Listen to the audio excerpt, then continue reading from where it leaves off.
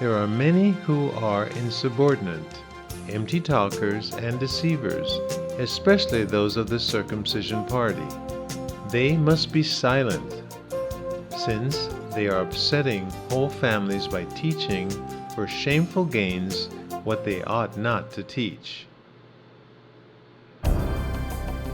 It is Saturday, the 26th day of August 2023.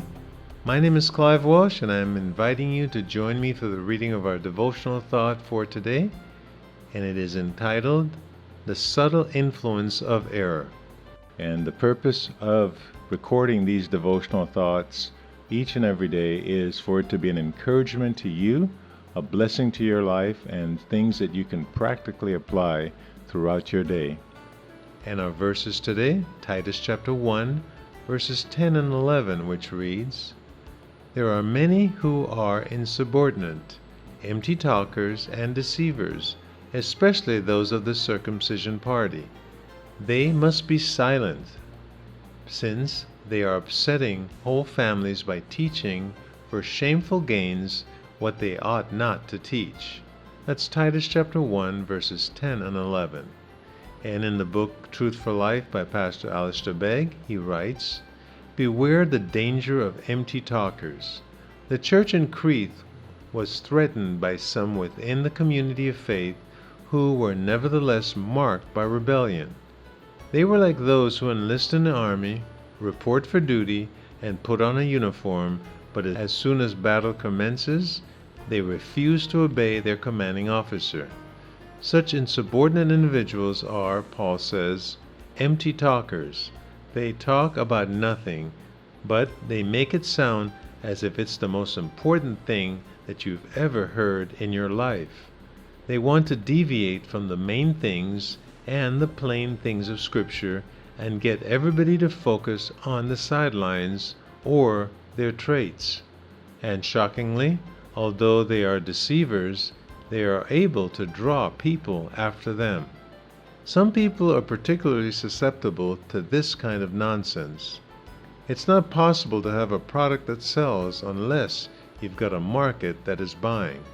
If a congregation is not well versed in the truth, and if it doesn't have elders like those described in Titus chapter 1 verse 5 through 9 to safeguard the flock, then it will be vulnerable to individuals who rise from among the believers and seek to draw the faithful away. The great danger is not necessarily an all-out onslaught from outside the body of faith. More often than not, it is creeping and subtle. It comes from within. These who deceive in this way are not necessarily easy to recognize. They won't say, Follow me, I'm turning away from the faith. Rather, they say, Follow me because I know the key teaching that you need to believe.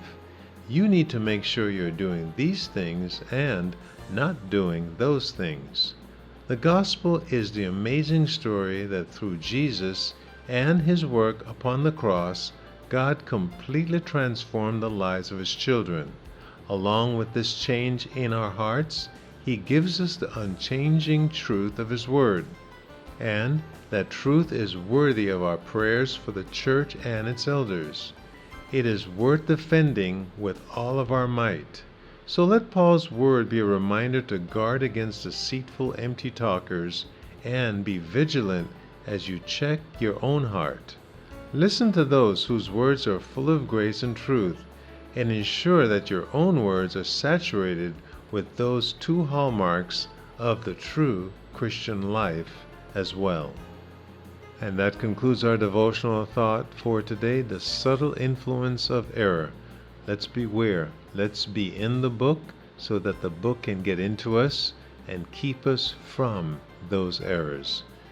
Those of you going through the Bible in a year, a great way to keep yourself fortified from errors.